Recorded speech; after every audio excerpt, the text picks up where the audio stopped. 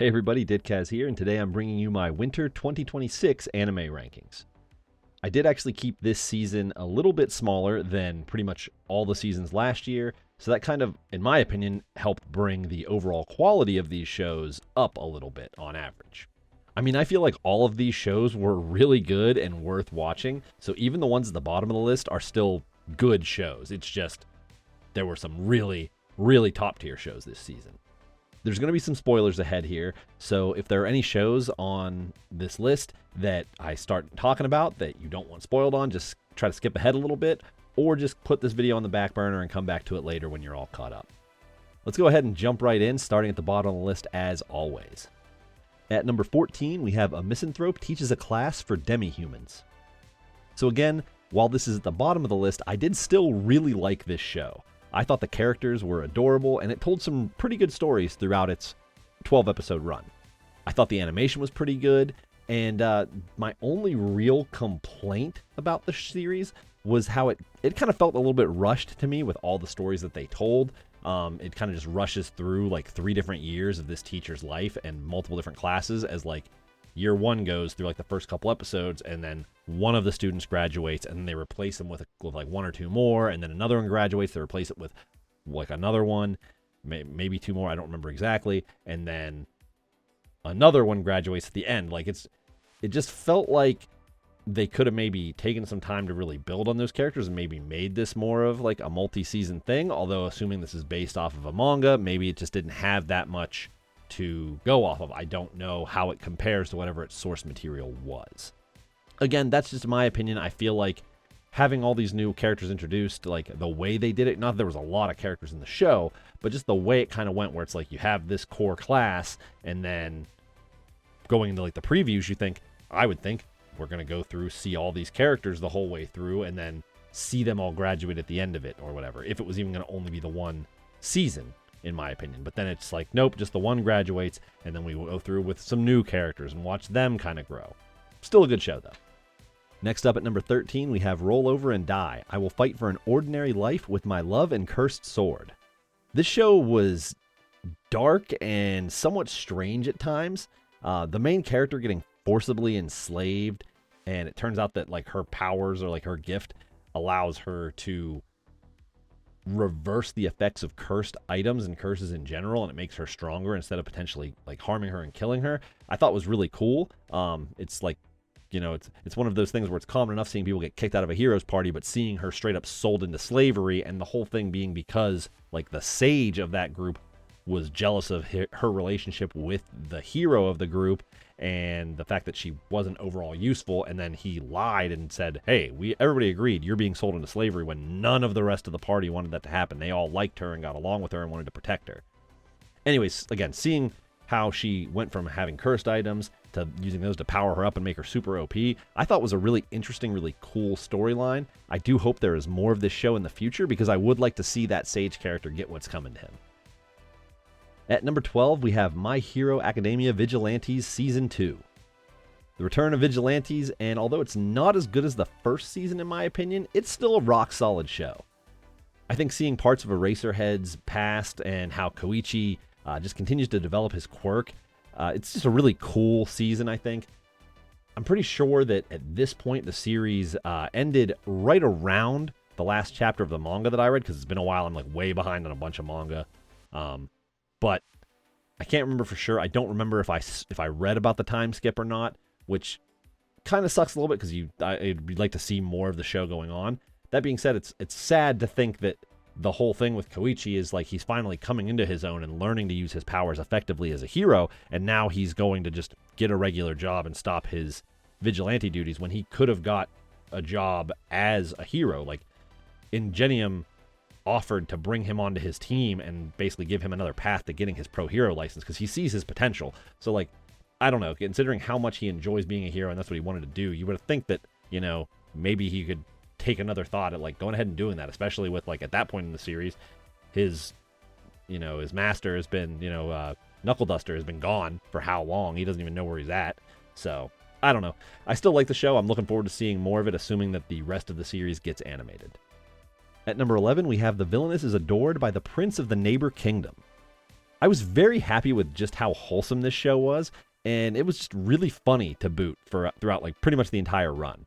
It does have like some serious drama to it a little bit, but a lot of that is really driven by her own insecurities and thinking like, hey, this is the heroine of this thing. She's going to end up taking this guy from me, which briefly happens because of a little thing, a bunch of like meddling and stuff, but wouldn't have happened if not for some misunderstandings.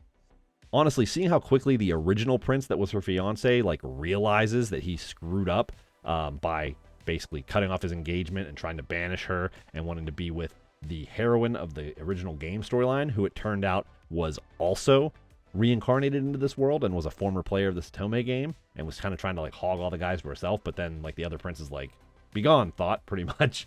I thought that was all really cool too. Like he kind of like really turns around pretty much instantly, realizes, oh shit, like she's actually awesome, was really just trying to help me be better, and I just didn't respect her enough for that. It's also really cool seeing that heroine character end up becoming, both of the heroine characters really, becoming like some of her best allies in this show.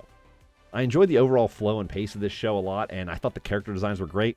Really good show, solid run throughout, very nice, concise storyline. At number 10, we have There Was a Cute Girl in the Heroes Party, So I Tried Confessing to Her. This was one of those shows that a friend of mine had watched a little bit, and he said, hey, this show's really good, you need to check it out. So, of course, I went ahead and did that. I thought it was a great fantasy rom-com series, and the fact that it's actually an isekai series technically really doesn't matter at all to the storyline of this show. I thought all of the characters were interesting, and seeing how all the different relationships develop throughout the show was really great. And it's another show, though, where a little bit more clear communication would solve some of the little lingering issues in the background. But again, like that takes away from the drama and some of the things that cause like the storylines in different things in general, I guess. And, you know, in real life, a lot of people struggle with communication as it is. So I guess it's realistic in that regard.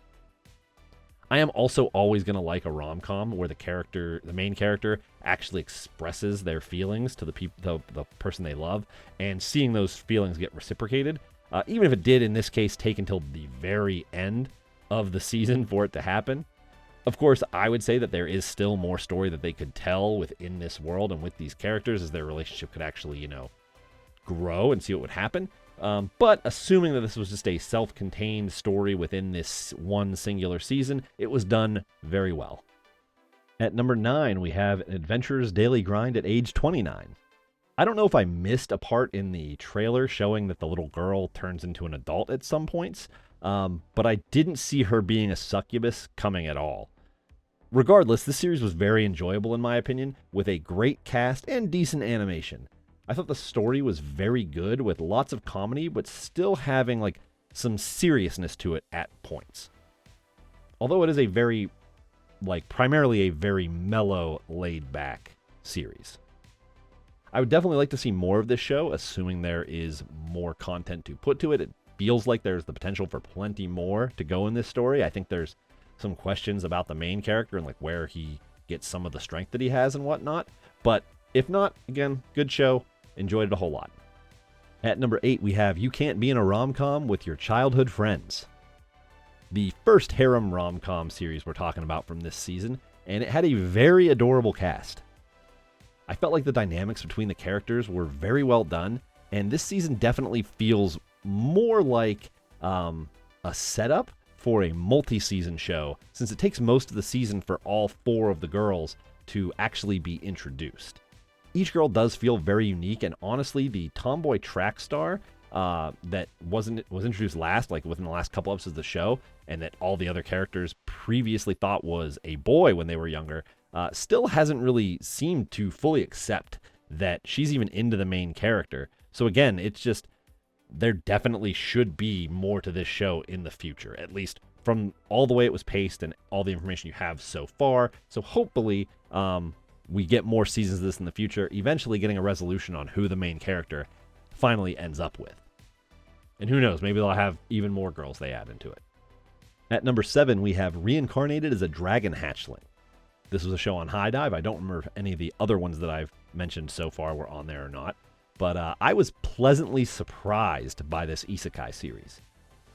I've actually been meaning to pick up the light novels for this show and start reading them at some point, but I just haven't gotten around to it. So I jumped at the chance to check this show out, and it was actually even better than I thought it was going to be. The show obviously has some similarities to the series Soma Spider, So What, with both main characters being reborn as weaker creatures in an area surrounded by other things trying to eat them to grow stronger, where they have to, fight, kill, level up, evolve, and get stronger in order to survive. I think this show is a decent bit lighter in tone than Spider, as it doesn't seem like it has a whole world-class, world-ending level type threat going on, although there was a pretty big threat with the ooze at the end of the season that, it was introduced at the beginning, but who he fights at the end of the season and seemingly was destroyed at the very end.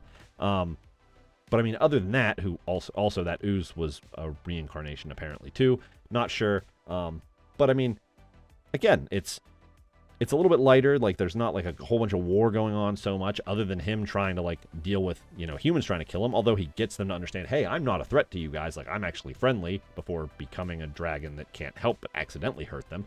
I'd really like to see where this show goes. Hopefully we get more seasons. It's interesting seeing the main character not actually have any memories of their past life, but just knowing that they know they weren't a dragon before.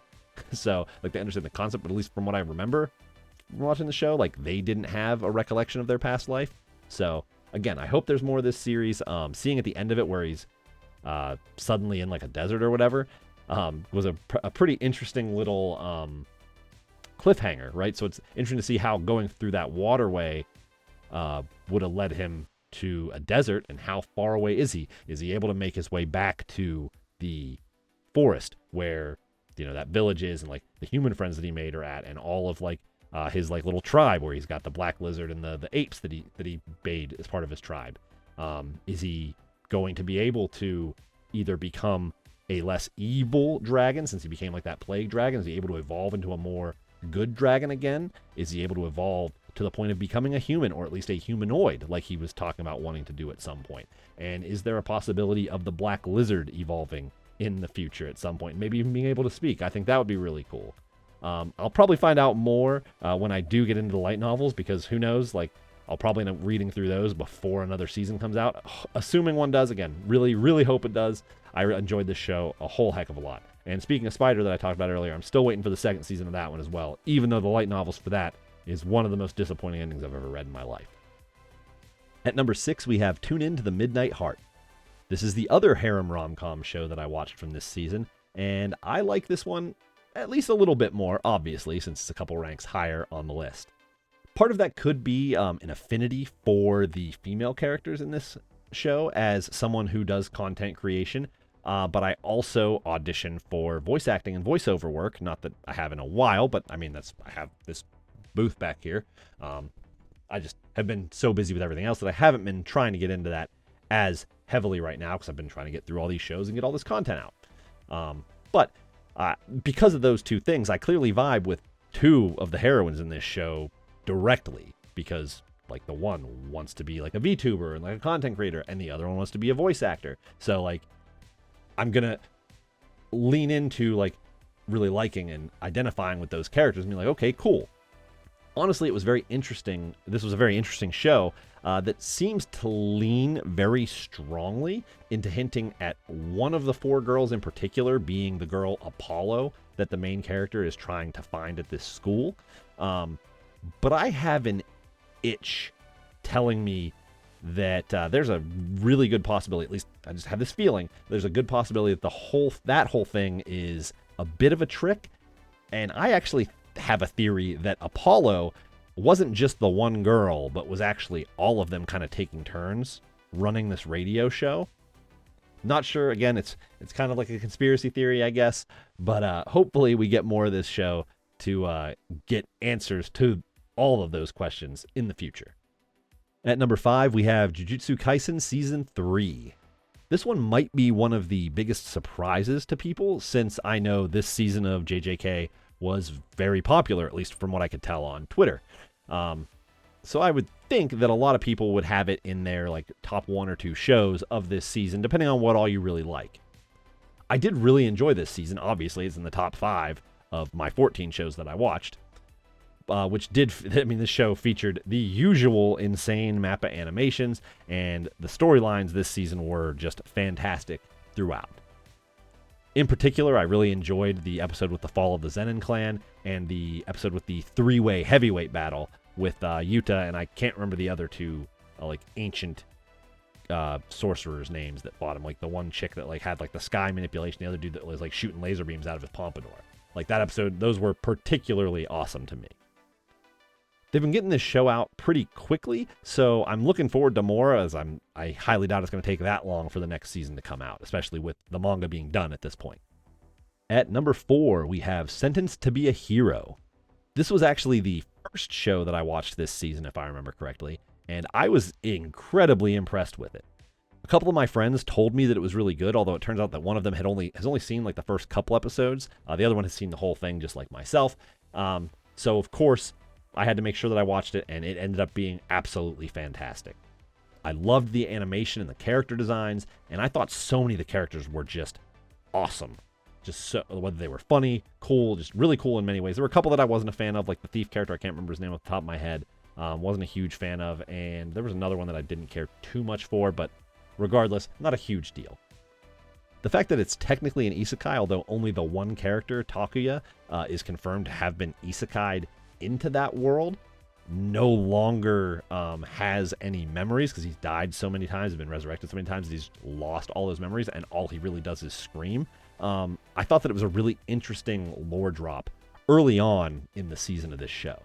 Honestly, I told my friend, my other buddy, my best friend, who watched all of this show as well, that I actually have a theory about this show as well, that the hero sentence isn't actually a punishment, but is actually meant for them to get people to fight these demons. And then it's been labeled a punishment to kind of keep the bad guys that are that have infiltrated the government and stuff, and that are the demon sympathizers, or I can't remember exactly what they're called, what the title was. But I feel like that guy who has the book that he's oh, we have room for one more hero at the end, and gets the one captain in there. I feel like he's getting these people as heroes on purpose, and not actually trying to punish them. He's actually hey, this person is useful, they're super strong, we need them as heroes so we can bring them back to life. And they've somehow managed to make it okay and make people think, oh, it's a punishment, so that it actually happens like that. That's my opinion. It's a theory. One last note, obviously, when I said some characters that I really like, Xylo and Teorita are good, but Norgal, His Highness, might be one of my favorite characters of this show. He's just absolutely incredible. I laughed every time he was on scene. At number 3, we have Fire Force Season 3, the second core. After what honestly feels like a long time since the show started, Fire Force is finally over, and it couldn't have gone out on a higher note, really. The animation was stellar, and the way that they wrapped the story up with the reveal at the end that this series was in fact a prequel to Soul Eater was phenomenally done. The one thing that I thought was really weird in this series, or in this season, was that there's a weird part, the weird episode in the beginning that had a couple, I think there might have been a couple parts with it, but there was one part early in the season that had some mixed media going on with some different types of pictures and a little bit of different sorts of animation and real world images, as well as the part that they had that had the one pillar that was part of the evangelist group that was just completely recorded in live action, and they had her just smiling, and the woman being smiling and being really creepy, and then it was dubbed over because she wasn't actually moving her lips and talking. It was just all talking telepathically, essentially. It was just really, really strange, but that strangeness really does fit that part of the show very, very well, so it worked. Also, my only real question left at the end of this series was if Shinra actually had a family with the sister, the holy sister, or not. And if so, if it was just her, since at the ending they show his kid, and they have the one character that's a kid there joining the hero force that looks like Inca, has the same type of hairstyle, but then there's the other kid that's blonde but realistically looks like Arthur exactly. And it had people on Twitter being oh, did he actually get with both of them or not? So I don't really know. It's something that I would like to see an answer on. I might have to see if there is an answer online. I haven't seen anything in the little bit of stuff I've looked up so far, but I haven't specifically looked for that answer. At number 2, we have Free Ren Beyond Journey's End Season 2. I must say that going into this season, based on going into this season, what I was feeling going into this season, I'm a little surprised that this show didn't end up number 1 on my list. But we'll talk a little bit more about that when we get to that particular rank here in just a minute. Honestly, I can't really complain about this season of Free Ren other than the feeling that I didn't get enough. There was only 10 episodes in this season, so that was a little bit of a letdown, but each episode was top-notch to me. Where the previous season was like, I think it was almost a full 2 cours if it wasn't a full 2 cours. So like only having 10 was like a little bit strange, a little bit unexpected. But I almost feel like it was maybe kind of like a bridge, like a segue type season. The animation and sound in this show still like remains absolutely spectacular. And the story just keeps going in a great direction. Again, I feel like maybe this shorter season was kind of meant to be like a setup for maybe a bigger set of stories going forward in like the next season. Like how the first season had like a few bigger stories that it told. Maybe they just didn't have, maybe they didn't feel like they could do 2 cours worth of something. And like they didn't want to get into like the next part because it would have been too many episodes. Maybe there was something with the pacing there. I'm not sure exactly. But we'll find out, and I'm definitely down to find out once we get more seasons of this show at some point in the future. And finally, at number 1, we have You and I Are Polar Opposites.